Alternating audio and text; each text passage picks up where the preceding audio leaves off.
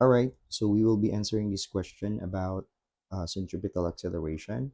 This is still related to our topic when the object will move in a uniform circular motion.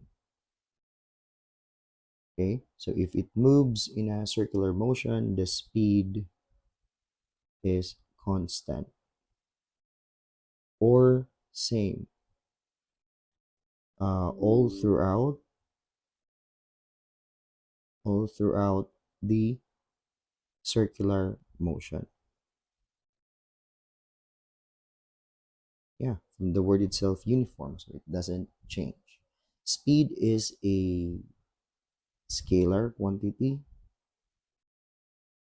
What does it mean? Scalar quantity meaning no direction involved,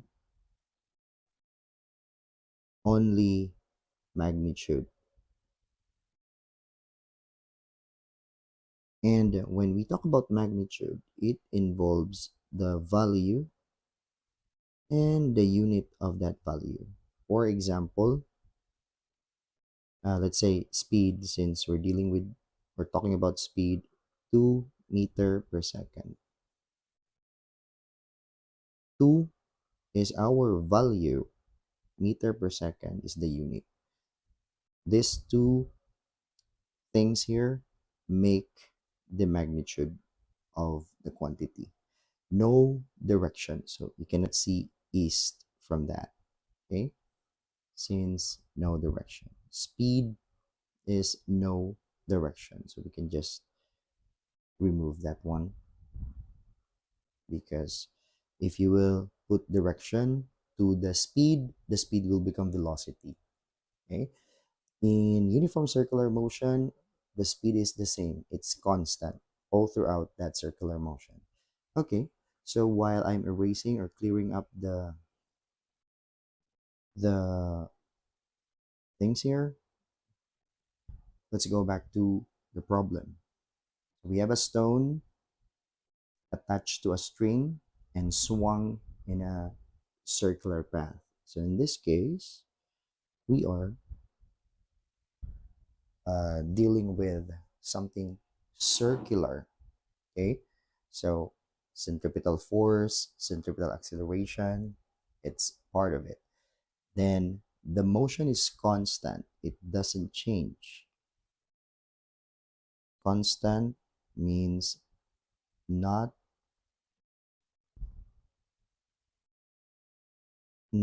changing. Constant speed, like what I mentioned earlier, uniform circular motion, the speed is constant all throughout the motion of the object. And the value of that speed, according to the problem, it's 3 meter per second, all throughout the circle. Let's say, for example, I have it here a circle, and we have a point at the center, of course. And as we all know, our centripetal force, if the object is in this, the rock, let's say this is the rock, it is being pulled by or tied by a certain string, and let's say there's a hand holding it there, rotating it in counterclockwise direction. Okay, so the speed there is the same all throughout the motion, is 3 meters per second. Okay, and it will always, if we will be talking about the velocity of it, meaning there's a direction, the object will move in tangent. So that's v, or the velocity. It's 3 meter per second.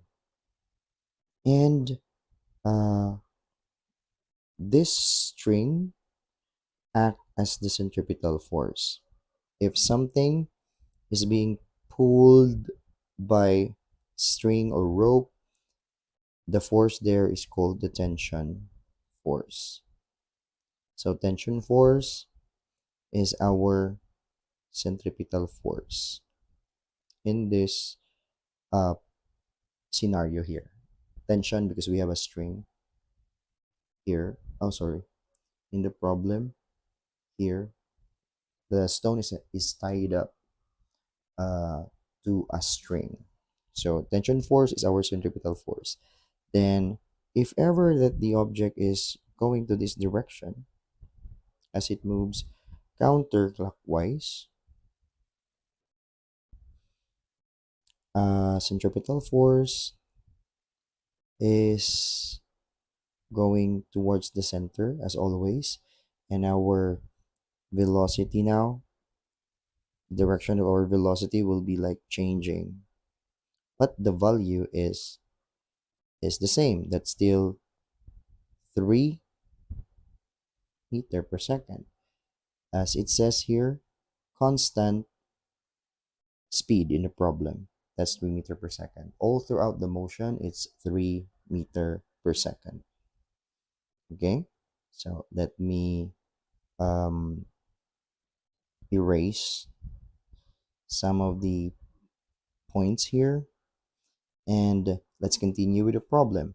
If the string is attached, or if the string is 3 meters long, calculate the centripetal acceleration of the stone. So we will be calculating later on the centripetal acceleration.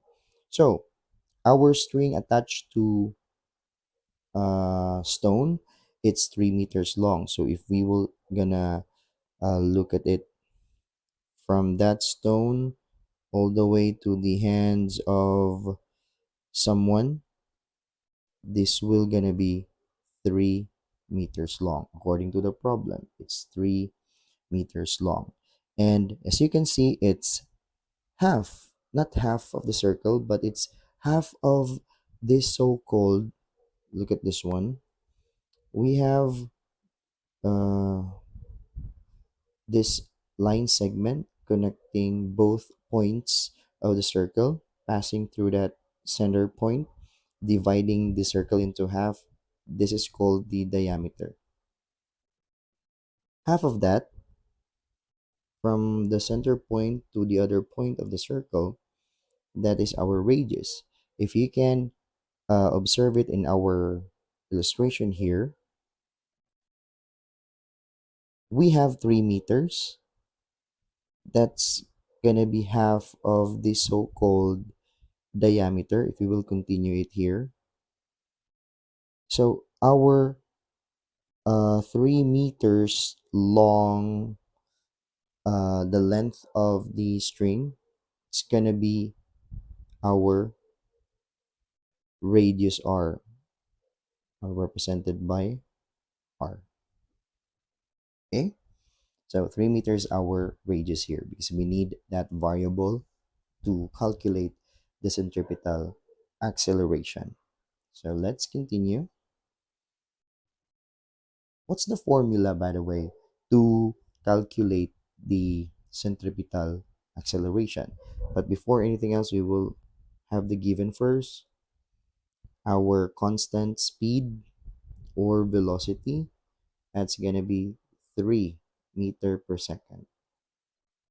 And another given is the radius r, that's 3 meters. And we need to find centripetal acceleration. That's our unknown. So the formula to get the centripetal acceleration is this one. So centripetal acceleration is equal to velocity squared over r. And in our given, we have velocity and we have radius, so we will put it in the formula. We will substitute these values to our formula. So again, what's the value of v here? The value of v, look at v in our given, it's 3 meters. So um, we will try to change the value of v into 3 3 meter per second. Don't forget to put square there. And then our r, is 3 meters. That's our radius. So we will put 3 meters to our r here. So it's equivalent to 3 meters. Next thing to do, uh, 3 raised to the power of 2, it means 3 times 3. That's going to be 9. It's not 3 times 2, and that's 6, right? It's wrong because when you raise something to some numbers to 2, you will multiply it by itself. So this is the correct one. 3 times 3 equals 9. So we will put it there, 9. Okay. Once again, because a lot of students will get wrong, usually, sometimes they will just have to do it 3 times 2, and that's 6, which is wrong. Uh, what to do in this case is, since it's squared, 3, 2, 3 raised to 2, so that's 3 times 3 by itself. Okay, so let's continue. What about the unit? We have meters per second inside the parentheses. So we will still be doing the same thing. Since we have a exponent, uh, 2, so we will multiply itself by that particular variable. So meter times meter, it's meter squared. And we will put it there, meter squared. Per, we have second times second, that's second squared. So you will have second squared divided by 3 meters. So we can cancel some units there directly. So we have 1 meter here. Let's cancel it. And remember, we have 2 meters. To make it meter squared, we will just cancel the squared so that we still have 1 meter left as unit. Okay, so we will divide now 9 divided by 3. So 9 divided by 3, it's 3. And look at the remaining unit. Our unit here is, we have meter per second squared. And this is going to be the unit of acceleration. But in this concept, since it's moving in a circular manner, it's centripetal acceleration.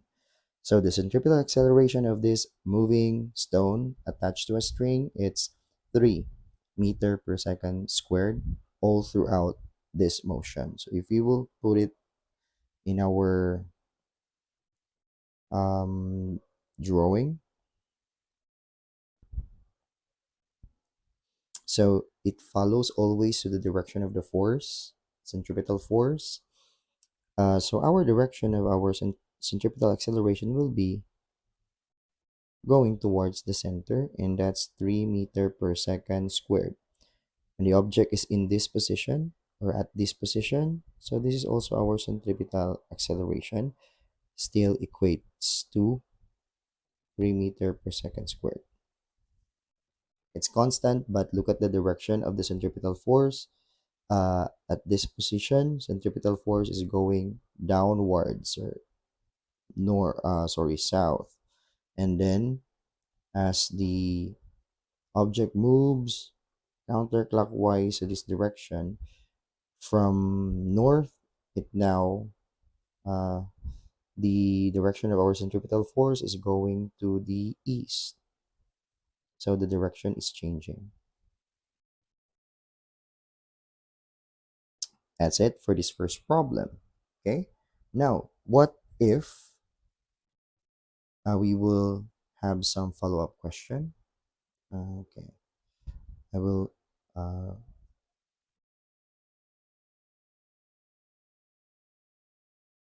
what if the problem will asked for the centripetal force, that tension force there that acts as the centripetal force.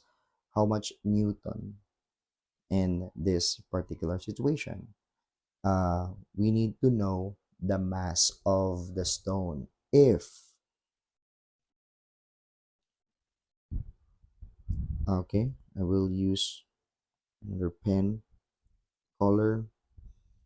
Let's go to black.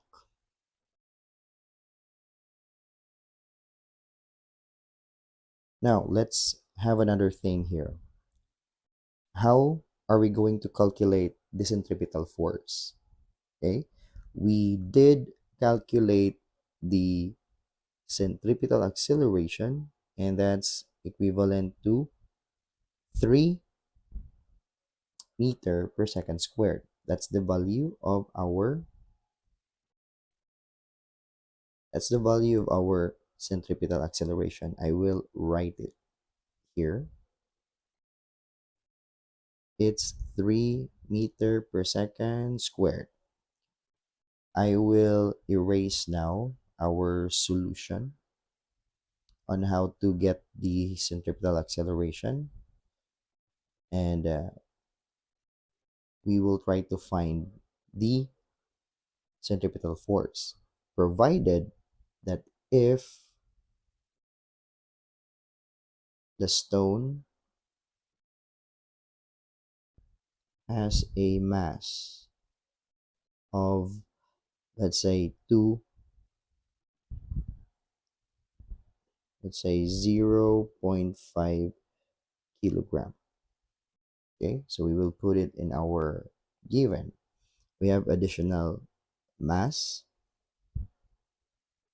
mass of the stone, and that's going to be 0.5 kilogram,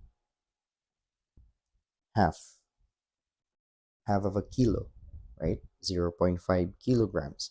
And we need to find the centripetal force. So how? If we have, this is what you are trying to, this is what you're always do, always be doing. If ever in your given, you will have already the value of the centripetal acceleration, so we can have a very simple or a faster way to get the centripetal force by following this formula. The formula to get the centripetal force, if ever you will have already the value of centripetal acceleration, all you have to do is to multiply that centripetal acceleration to the mass of the object. So, what's the mass of the object? From our uh, additional info here, if the stone has a mass of 0.5 kilogram, the mass is 0.5 kilogram. So you will put it here, 0.5 kilogram multiplied by our AC. What does that mean? It's centripetal acceleration. So we can definitely multiply it by the value of our centripetal acceleration that we calculated minutes ago. So it's 3 meter per second squared. So as simple as that, we will try to get half of 3, 0.5 times 3, it's gonna be 1.5. And the unit, just multiply kilogram times meter per second squared. So you will just have that kind of unit there. It's kilogram meter per second squared. Okay, as we all know, kilogram meter per second squared is equivalent to, what is N in our physics? That's gonna be Newton. So you can write it as 1 1.5, sorry, you can write it as 1.5 Newton. That's our centripetal force. So this um, centripetal force is equivalent to 1.5 1.5 Newton. Let's try to compare using the previous formula about centripetal force that I introduced in my previous video. I'm not using this formula. Okay, you can only use this formula once you have the value of your centripetal acceleration. In this case, we calculated it minutes ago. It's 3 meter per second, and just directly multiply it by the mass of the object. So you can have directly the centripetal force. But what if we will use the other one? Just to let you see that we will have the same answer. Okay, so our formula in finding centripetal force is centripetal force is equal to mass times velocity squared over r. What's the value of mass here? Mass is 0.5, so we'll put 0.5 meter. And our velocity, we have v here. The value is 3 meter per second. Let's put the unit kilogram, 0.5 kilogram times 3 meter per second, and then don't forget to square it out. Divided by the radius, we have radius 3 meters. Let's do the math between these numbers. This value inside the parentheses, and let's square it out. How to do it? Of course, like what I've always remind you, multiply it by itself. So it's 3 times 3, that's 9. Let's copy first 0.5 kilogram. And we have 9. 3 times 3, that's 9. And then we have units like meter times meter, that's meter squared. So we can have meter squared here. And then seconds times seconds, that's second squared. So you will put second squared here. Over 3 meter. 0.5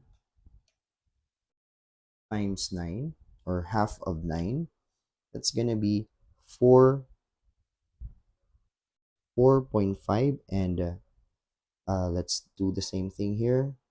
When we multiply kilogram multiplied by meter per second squared, we will have kilogram meter per second squared.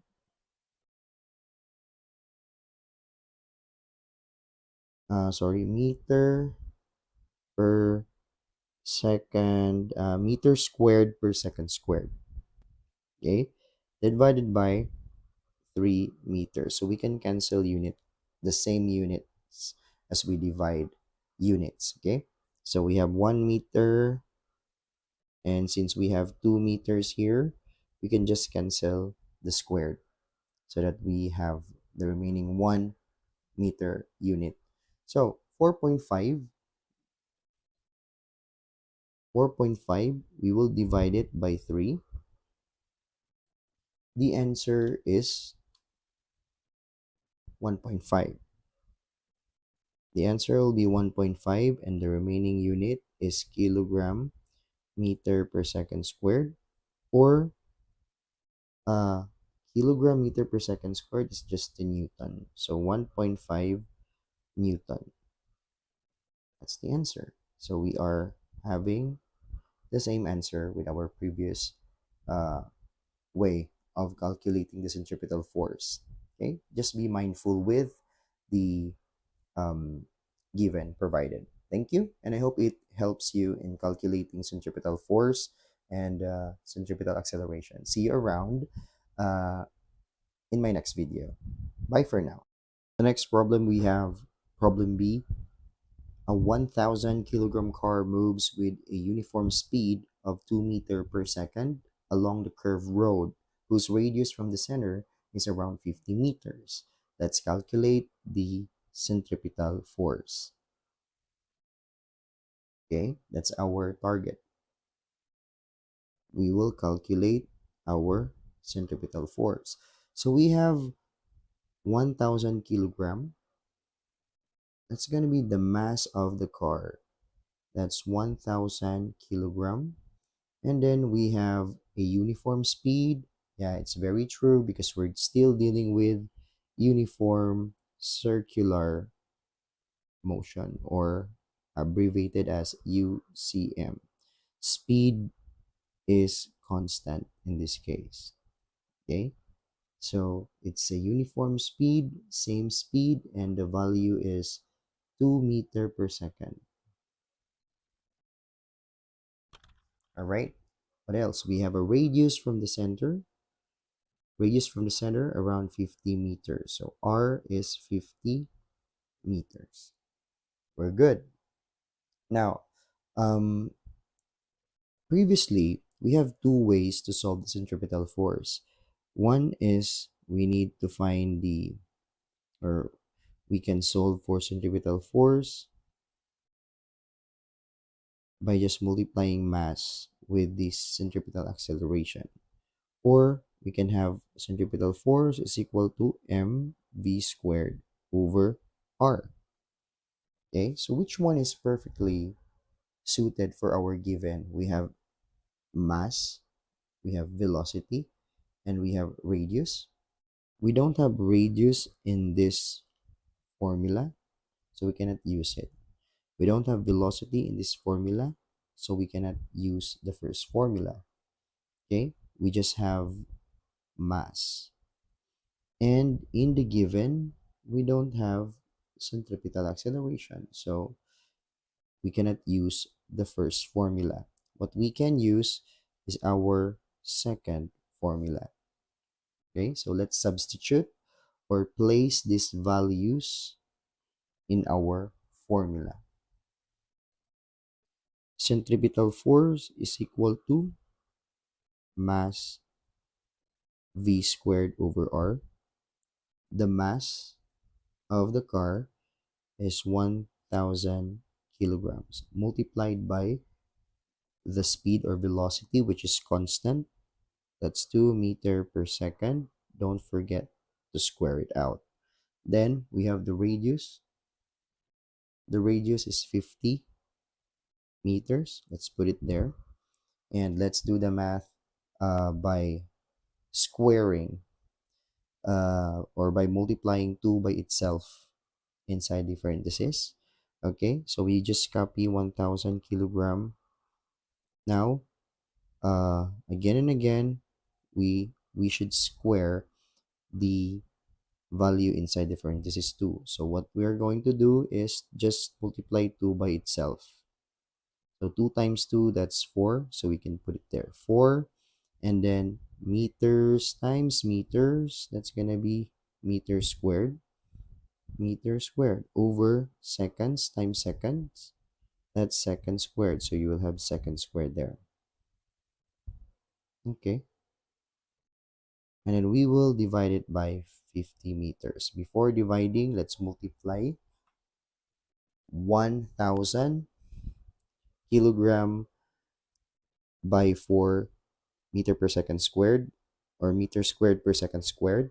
We have 4,000 kilogram meter squared in second squared.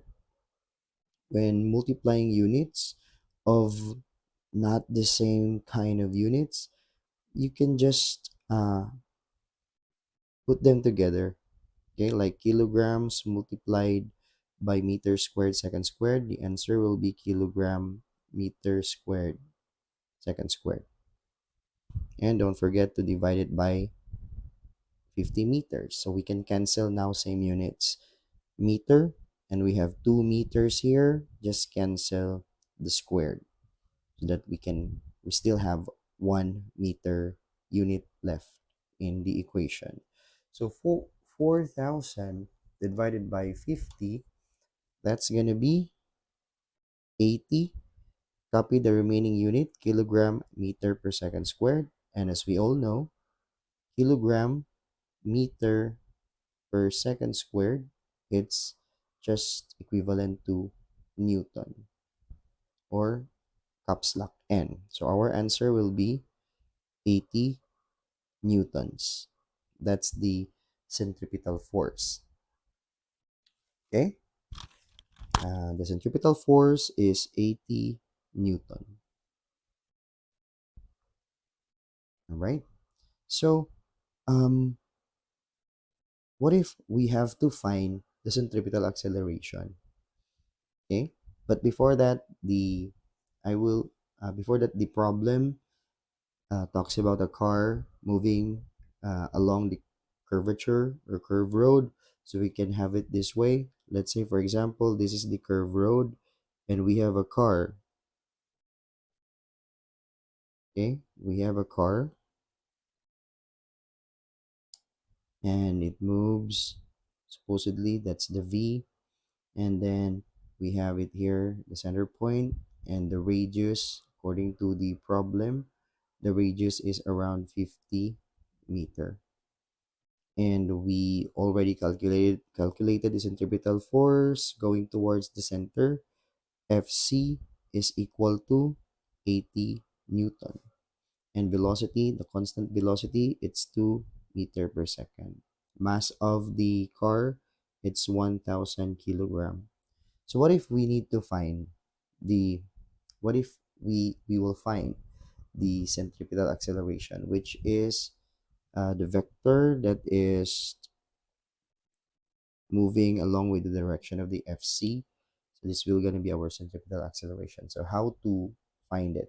Okay, we can just derive a formula from the previous formula about centripetal force, mass times centripetal acceleration. To get the centripetal acceleration, just divide FC with the mass. So we can cancel m divided by m, that's 1. So we can write this formula into this way. Centripetal acceleration is equal to centripetal force over mass. Don't mind this one. And now we will calculate the centripetal acceleration. So we have our centripetal force. We calculated it previously. It's 80 Newton. Then we will divide it by the mass. Mass is 1,000 kilogram.